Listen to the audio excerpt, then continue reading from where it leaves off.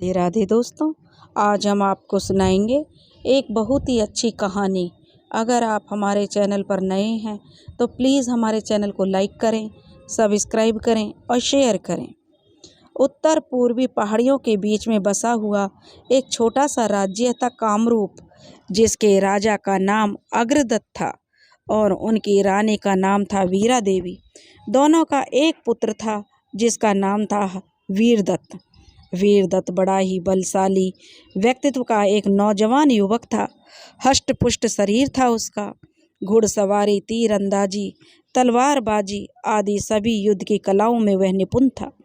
जब राजकुमार वीरदत्त 18 वर्ष के हुए तो उनके माता पिता ने उनके विवाह के लिए कई राज्यों में निमंत्रण भेजे। लगभग सभी राज्य अपनी पुत्रियों का विवाह राजकुमार वीरदत्त से करने के इच्छुक थे। केवल उत्तर पश्चिमी क्षेत्र के एक राज्य जूनागढ़ को छोड़कर वह अपनी पुत्री का विवाह उसके साथ नहीं करना चाहता था। जूनागढ़ राज्य के राजा का नाम चंद्रभानु था।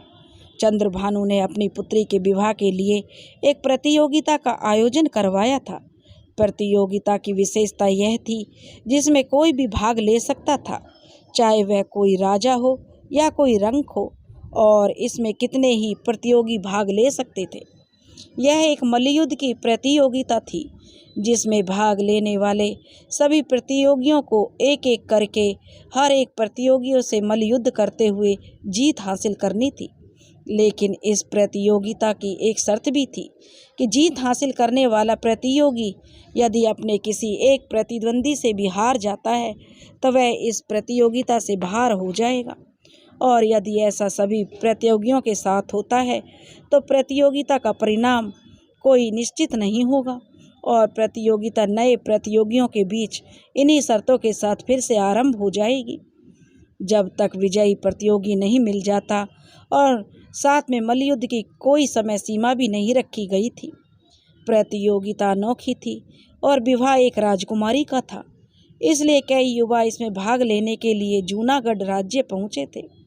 उधर कामरूप राज्य में जब राजकुमार वीरदत्त को अपने विवाह के विषय में यह मालूम हुआ कि केवल जूनागढ़ राज्य को छोड़कर बाकी सभी राज्य अपनी पुत्रियों का विवाह उनसे करने के इच्छुक थे, तो उन्होंने अपने राज्य मंत्री, जो कि केशव राव था, उसको बुलाकर इस विषय में जानकारी प्राप्त की। जब मंत्री केशव राव ने उन्हें इस प्रतियोगिता के विषय में बताया तो राजकुमार उसी समय अपनी माता महारानी वीरा देवी के कक्ष में चल पड़े। दिन के दूसरे प्रहर में महारानी वीरा देवी अपने शयन कक्ष में एक दासी ने आकर उनसे राजकुमार के आने की सूचना दी। वीरा देवी ने कहा कि आने दिया जाए। राजकुमार ने कक्ष में प्रवेश किया और प्रवेश द्वार के दाहिनी तरफ लगे सिंहासन की तरफ एक कदम बढ़ाए। वीरा देवी कहने लगी, बैठो पुत्र, इस समय तो आपका राज दरबार में होना चाहिए था आपको, क्या कोई विशेष बात है? राजकुमार ने कहा, जी माताजी, हम सुनते हैं कि आपने और पिताजी ने हमारे विवाह के लिए जो निमंत्रण भेजे थे उन सभी के उत्तर हाँ में आए हैं, केवल एक राज्य को छोड़कर। वीरा देवी कहने लगी कि पुत्र, आपने ठीक सुना है, वहाँ के महाराज ने एक प्रतियोगिता का आयोजन किया है। राजकुमार ने बीच में ही बात काटते हुए कहा, माताश्री, इस प्रतियोगिता में हम भी भाग लेना चाहते हैं।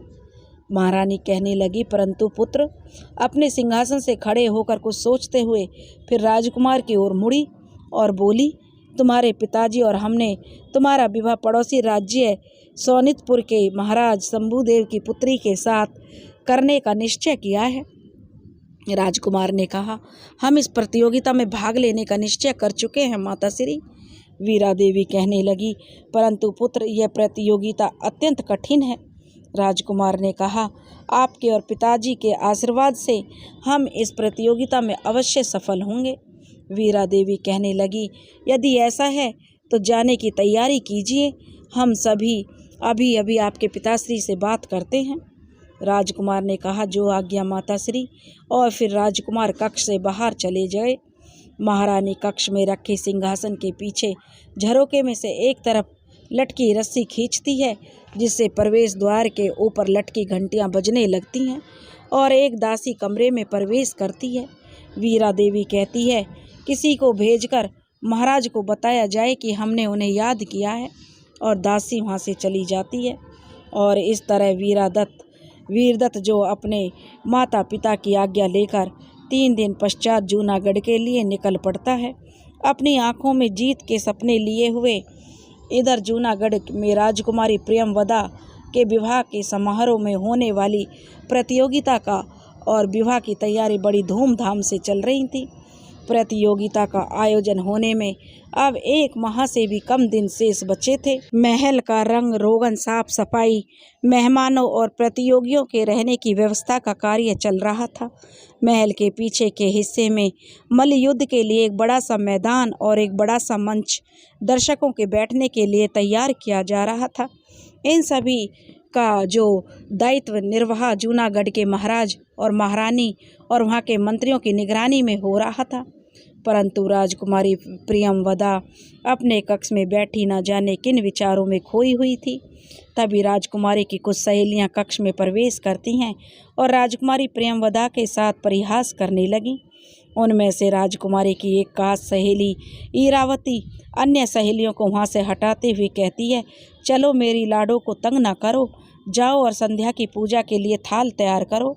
सभी सखियां हंसते हुए वहाँ से हट जाती हैं। कक्ष में अब राजकुमारी और उनकी खास सहेली ईरावती रह जाती हैं। प्रियमवदा आईने के सामने जाकर बैठ जाती है, लेकिन उसके चेहरे की उदासी देखकर ईरावती उसके पास आ जाती है और राजकुमारी के बाल बनाते हुए कहती है, तुम चिंता न करो मेरी सखी, तुम्हारा विवाह सेनापति विक्रम से ही होगा। वह इस प्रतियोगिता में अवश्य विजयी होंगे। पूजा के पश्चात मंदिर के पीछे वाली पहाड़ी पर तो तुम दोनों अभी थोड़ी देर में मिलने ही वाले हो, तब अपने मन की बात उनसे कह देना। अब चलो, पूजा का समय हो गया है। और वे दोनों कक्ष से बाहर निकल जाती हैं। रात्रि का प्रथम पहर आरंभ हो चुका था। पूजा के पश्चात राजकुमारी प्रियमवदा अपनी सहेली ईरावती के साथ मंदिर के पीछे वाली पहाड़ी पर किसी के आने की राह देख रही है। तभी घोड़ों की टाप सुनाई देती है। घोड़े से एक सजीला गठीला नौजवान उतरता है। उसने सैनिकों की पोशाक पहन रखी थी और वह उसी ओर आ रहा था जहाँ राजकुमारी प्रियमवदा और उसकी सहेली ईरावती बैठी हुई थी। अपने प्रियतम को देखकर राजकुमारी प्रियमवदा के चेहरे पर मीठी सी मुस्कान और आंखों में चमक लिए उस ओर वह अपने कदम बढ़ाने लगी। सेनापति के पास पहुंचते ही वह अपने दिल का हाल उसे सुना देती है।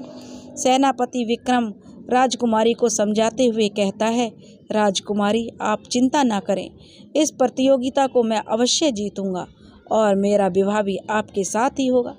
प्रियमवदा कहती है, मुझे मालूम है कि आप कितने सूरवीर हैं, परंतु पिताजी ने प्रतियोगिता ही इतनी कठिन रखी है और यदि आप कहीं यह प्रतियोगिता जीत न सके तो कहीं हमारा प्रेम अपने अंतिम छोर पर तो नहीं है सेनापति विक्रम। विक्रम कहने लगा, ऐसा ना कहीं राजकुमारी, आप निश्चिंत रहें, हमारा विवाह होकर ही रहेगा। अब कब मिलना होगा राजकुमारी? प्रियमवदा कहने लगी, महल में मेहमानों का आना जाना शुरू हो चुका है, इसलिए अब हमारा मिलना विवाह के पश्चात ही होगा और अब हमें जाना होगा। दोनों एक दूसरे से जुदा होते हैं और फिर मिलने की उम्मीद में अपने अपने रास्ते चले जाते हैं। प्रतियोगिता आरंभ होने से 2-3 दिन पहले साफ सफाई रंग रोगन के पश्चात महल की शोभा देखते ही बनती है। महल को फूलों से सजाया गया है, जिसकी महक चारों ओर के वातावरण को अपनी खुशबू से सुगंधित कर देती है। इस प्रतियोगिता को देखने के लिए दूर दूर से लोग आ रहे हैं।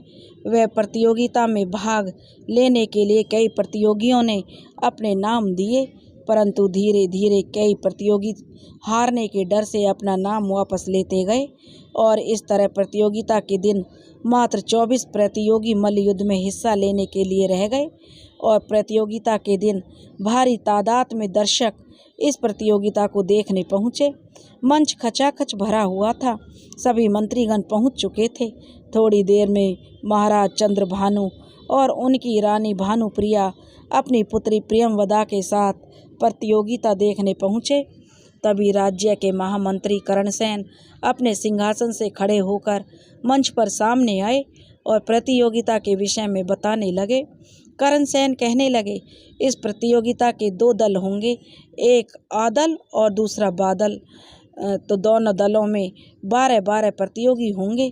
पहले दोनों दल अपने ही दल के सभी प्रतिद्वंदियों से मुकाबला करेंगे और जब दोनों ही दलों में केवल एक एक प्रतिभागी रह जाएगा तो ए और ब के प्रतिभागी वे जो आपस में मल्लयुद्ध करेंगे।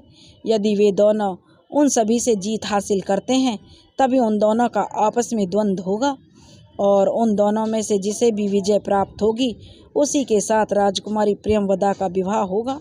यह सुनते ही राजकुमारी प्रियंवदा के मन में उथल पुथल मचने लगी। उसकी निगाहें सेनापति विक्रम को ढूंढ रही थी। तभी उन 24 प्रतिद्वंदियों में सेनापति विक्रम को देखकर राजकुमारी के मन को थोड़ी राहत पहुंची। महामंत्री करण सेन द्वारा सभी प्रतिद्वंदियों का परिचय कराने के बाद महामंत्री ने महाराजा चंद्रभानु से प्रतियोगिता आरंभ करने की आज्ञा मांगी और थोड़ी देर में मल्लयुद्ध आरंभ हो गया। मल्लयुद्ध आरंभ होने की घोषणा हो गई। यह एक संयोगी था कि राजकुमार वीरदत्त आ दल में और सेनापति विक्रम बी दल के प्रतिद्वंदी थे। मुकाबला शुरू हुआ और एक एक करके सभी प्रतिद्वंदियों को हराकर दिन के अंतिम पहर तक दोनों अपने अपने दल में विजयी हुए। महामंत्री करण सेन ने खेल की समाप्ति की घोषणा करते हुए कहा, कल प्रातः राजकुमार वीरदत्त का मुकाबला बा दल के सभी प्रतिद्वंदियों के साथ और सेनापति विक्रम का मुकाबला ए दल के सभी प्रतिद्वंदियों के मुकाबले से शुरू होगा। दूसरे दिन के मुकाबले में भी दोनों ही विजय प्राप्त की दोनों ने और तीसरे दिन जब इन दोनों के बीच मुकाबला आरंभ हुआ तो सभी दर्शक उत्सुकतावश देखने और दोनों की जय जयकार करने लगे। हर कोई वहाँ अटकलें लगा रहा था कि द्वंद्व आखिर कौन जीतेगा। कोई कहता यह मुकाबला राजकुमार वीरदत्त जीतेंगे तो कोई कहता सेनापति विक्रम। यही उत्सुकता महाराज और महारानी और सभी मंत्रियों के बीच में भी थी कि कौन जीतेगा। सबसे अधिक परेशान राजकुमारी प्रियंवदा थी। वह माँ गौरी से सेनापति विक्रम की जीत के लिए प्रार्थना कर रही थी। दोनों ही प्रतिद्वंदियों के बीच मुकाबला बड़ी टक्कर का था। कभी राजकुमार का पलड़ा भारी होता दिखाई देता तो कभी सेनापति का, परंतु पहले ही दिन परिणाम अनिर्णीय रहा कि दोनों ही बराबर रहे। अब दूसरे दिन द्वंद्व आरंभ हुआ। सभी को लग रहा था कि आज तो इस द्वंद्व का कोई ना कोई परिणाम निकल ही आएगा, लेकिन दोनों ही प्रतिद्वंदी हार न मानने वाले सूरवीर योद्धा थे, इसलिए द्वंद्व का उस दिन भी कोई परिणाम नहीं निकला। प्रतियोगिता के तीसरे दिन भी कुछ ऐसा ही हाल था। दिन का आखिरी पहर समाप्त होने ही वाला था कि सभी को यही लग रहा था कि आज भी प्रतियोगिता का कोई परिणाम नहीं निकल पाएगा। लेकिन तभी राजकुमार वीरदत्त को ऐसा प्रतीत हुआ जैसे सेनापति विक्रम की पकड़ ढीली हो रही हो और राजकुमार ने इसका लाभ उठाते हुए अपनी पूरी ताकत के साथ सेनापति विक्रम को उठाकर धरती पर पीठ के बल गिरा दिया। सेनापति विक्रम अभी संभल भी नहीं सका था कि राजकुमार ने उसे पूरी तरह से चित कर दिया। चारों तरफ हर्षोल्लास का माहौल था। वहाँ एक एक व्यक्ति राजकुमार वीरदत्त की प्रशंसा करते हुए नहीं थक रहा था। आखिर राजकुमारी का भाग्य एक राजकुमार के भाग्य के साथ ही जुड़ना तय था। इसी तरह के शब्द सभी लोगों के मुख पर थे। सबसे अधिक खुशी के भाव तो राजकुमारी प्रियंवदा के माता पिता के चेहरे पर थे, लेकिन इन सब के बीच एक चेहरा ऐसा भी था जो राजकुमारी प्रियंवदा के दुख में शामिल था और वह थी राजकुमारी की प्रिय सहेली इरावती। राजकुमारी प्रियंवदा की आंखों से अश्रु थमने का नाम नहीं ले रहे थे। राजकुमारी की निगाहें तो केवल भूमि पर पड़े सेनापति विक्रम पर ही टिकी हुई थी। इरावती ने राजकुमारी के कंधे पर अपना हाथ रखते हुए कहा राजकुमारी से कि राजकुमारी जी, संभालिए अपने आप को। आपके आंसू आपके अतिरिक्त और किसी को नज़र नहीं आने चाहिए। राजकुमारी प्रियंवदा ने अपने हाथ इरावती के हाथ पर रखते हुए धीरे से उसके कान में कुछ कहा, जिसके साथ ही इरावती मंच से बाहर चली गई। राजकुमारी की निगाह अभी भी सेनापति विक्रम को ही निहार रही थी। मंच के बाहर मैदान में राजकुमार वीरदत्त पर फूलों की वर्षा हो रही थी। महाराजा चंद्रभानु व उनकी रानी भानुप्रिया राजकुमार का स्वागत करने हेतु मंच से नीचे उतर आए और महारानी भानुप्रिया ने राजकुमार का स्वागत उन्हें फूलों की माला पहनाकर किया।